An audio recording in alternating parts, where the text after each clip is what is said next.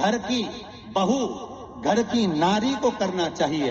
पहला, रोटी कोई बनाए, सब्जी आपको बनाना चाहिए, दाल भाजी आपको बनाना चाहिए। दूसरा, दूध की थैली आए, बोतल आए, या दूध का पैकेट आए, या बाजार का दूध देने वाला आए, सबसे पहले उसको हाथ में नारी को झेलना चाहिए। दूध हाथ झेले तो पूत पालना झेले। महाराज, शास्त्र की रीति। दूध का पात्र अगर गैस पे चढ़ा रहे, आपने पात्र में अगर दूध नहीं लिया, अपने हाथ में दूध नहीं लिया, बोतल दूध की नहीं ली, जो थैली में दूध आया है वो थैली दूध की हाथ में नहीं ली, तो एक काम तो कर सकते हो, दूध को आप तक में रखो, भले बाद में नौकरानी देख ले, भले बाद में दासी देख ले, पर गैस पर, रसोई घर पर, अन्नपूर्णा पर वो दूध चढ़ना चाहिए। हिंदू धर्म की रीति है, आज भी जब घर का नया घर का वास्तु पूजन होता है तो उस घर में गैस जलाकर, चूल्हा जलाकर सबसे पहले दूध उफाना जाता है। उस दूध को तपाया जाता है, जिससे वो दूध उफनता है, गिरता है, और उसका शुभ सूचक देखा जाता है कि किस दिशा में गिरा है।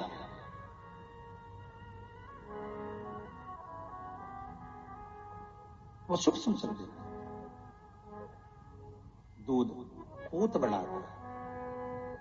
तीसरा, जब पानी का मटका, हंडा, भले तुम्हारे घर में नल से पानी आ रहा हो, आरओ का पानी आ रहा हो, तुमने आरओ लगा रखा हो, और उसके नीचे छोटा सा हंडा, मटका, कुछ भी, छोटा सा घड़ा, कुछ भी रखना जरूर चाहिए।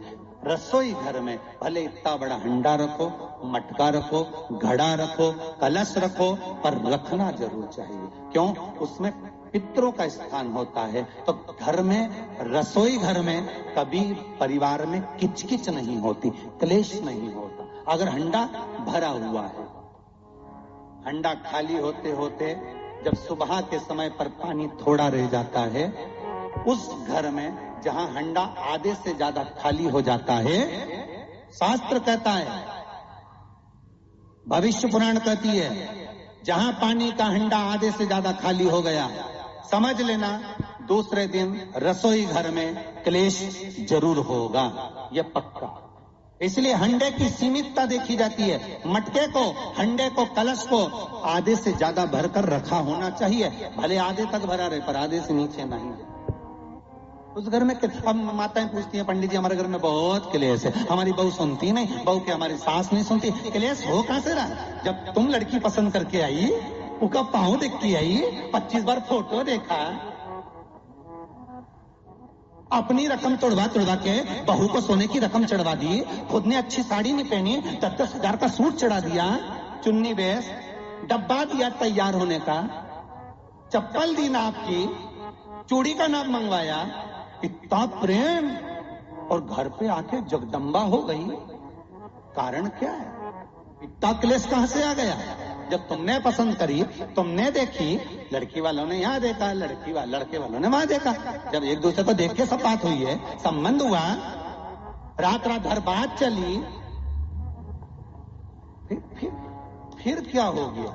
यहाँ तो रोज फोन लगाती थी, मम्मी ये वाली साड़ी तैयार कर लो। हाँ बेटा कर ले, ऐसी बात सास और बहू में चले। चूड़ी का नाप भेज दीजिए, चोली का नाप भेज देना, और मैंने डब्बा तैयार कर लिया, मैंने वीडियो कॉल में दिखाया, देख ले, यही है।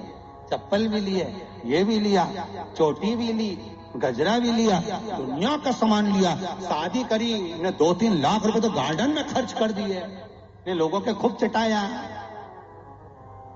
2-3 लाख रुपए खाने में खर्च कर दिए, गिफ्ट भी दिया मेहमानों को। जब इतना खर्च करा, इतनी जोरदार बातचीत थी, फिर आखिर 1-2 साल में ऐसा क्या हो जाए कि ये जगदम्बा ने ये कात्यायनी हो जाए? कारण क्या है?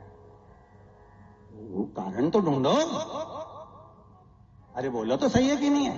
कारण तो ढूंढो कि कारण क्या है ऐसा, कि क्या कारण हो गया? अब दोष दे नहीं कि माँ ने सिखा दिया होगा, और वो दोष दे तुम तो अपनी माँ के ही हो, हमारी तो सुनो ही नहीं, अब वो इधर दोष, वो उधर दोष दे।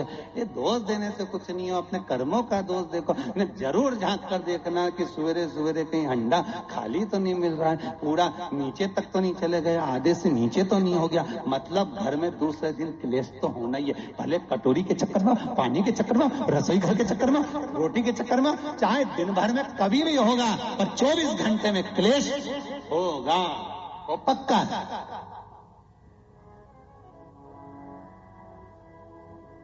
थोड़ा भरा क्यों भर कर रखा जाता है मटका, क्यों भर कर रखते हैं हंडा? क्यों कहा जाता है कि जिस समय वास्तु पूजन होता है, पितरों के लिए पूजन करी जाती है, तो हंडा भरा जाता है, नया कोरा मटका, नया हंडा वास्तु पूजन में भरा जाता है। क्यों? और जब पंडित जी सिर पे मंगवाते हैं, नारी भर कर लाती है, गृह प्रवेश होता है, भरा हुआ मटका, खाली नहीं, भरा। और जब भरवाते तो इतना भरवाते कि उसका पानी उंडेलना चाहिए, वास्तु पूजन का नियम है। जिस समय मटके को भरकर लेके आते हैं घर के अंदर, कलश भरकर लेके आते हैं, वास्तु प्रवेश करते हैं, गृह प्रवेश करते हैं, तो मटका इतना भरा जाता है, उसका पानी बाहर ढुलना चाहिए। और जब लेकर आए तो झलकता हुआ पानी होना चाहिए। नारियल रखे, आम का पत्ता रखे तो पानी गिरता रहे। पर माताएं तो अपने फैशन में नहीं, डेंटिंग पेंटिंग कराए तो पानी गिर जाए तो वही नाराज हो जाए। बेचारा पंडित जी की हालत खराब कि तुमने इतना पानी क्यों भरा, कम नहीं भर सकता था हमारा पूरा। ये तो परंतु शास्त्र रीति क्या कर रही है, भविष्य पुराण क्या कर रही है, हमारी शास्त्र क्या कर रहे हैं कि पानी भरा हुआ जब चलता है, झलकता झलकता चले, घर में जब प्रवेश करे तो भगवान से यही प्रार्थना रहती है कि लक्ष्मी ऐसी झलकती रहे, इतनी कृपा कर दे। पर लोग, पंडित जी ने कह दिया अच्छे कपड़े पहनी बेचारी ने, पिन मिन लगाई हो, बढ़िया जोरदार पल्लू वल्लू लिए, तो अब एक डब्बा मब्बा भर के तैयार कर, डेंटिंग पेंटिंग कर, अब जब पानी गिरे तो कहीं तो बेचार पंडित जी ने थोड़ा खाली करो पंडित जी, खाली करो। और खाली करा, इतना भर दिया। और वो मैंने आम का पत्ता, नारियल सब धर दिया, और ना वो झलके ना कुछ झलके, क्योंकि इसका अहंकार इतना झलके तो कलश कहीं खाक झलके।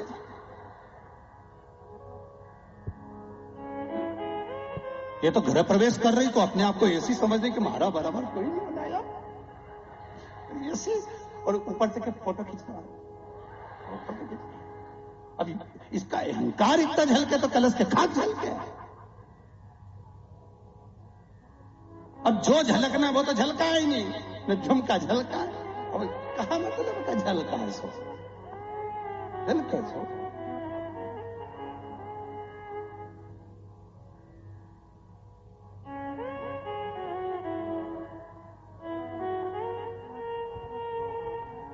अब पंडित जी से कह रही, हमने तो वास्तु पूजन भी अच्छा कराया था, नहीं में नाग नागिन का जोड़ा भी धराया था, जब बना, जब सब कुछ करा, मकान भी अच्छा है। और कोई कह दिया कि मकान का भी बुरा नहीं हुआ, दिक्कत ये हो गई कि वो जो करना है वो तो कर ही नहीं पाए न, बस वो जो झलकाना था वो नहीं झलकाना, दूसरी चीज झलक गई है। अब कहीं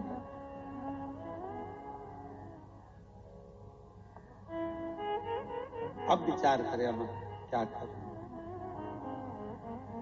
अब क्या करें?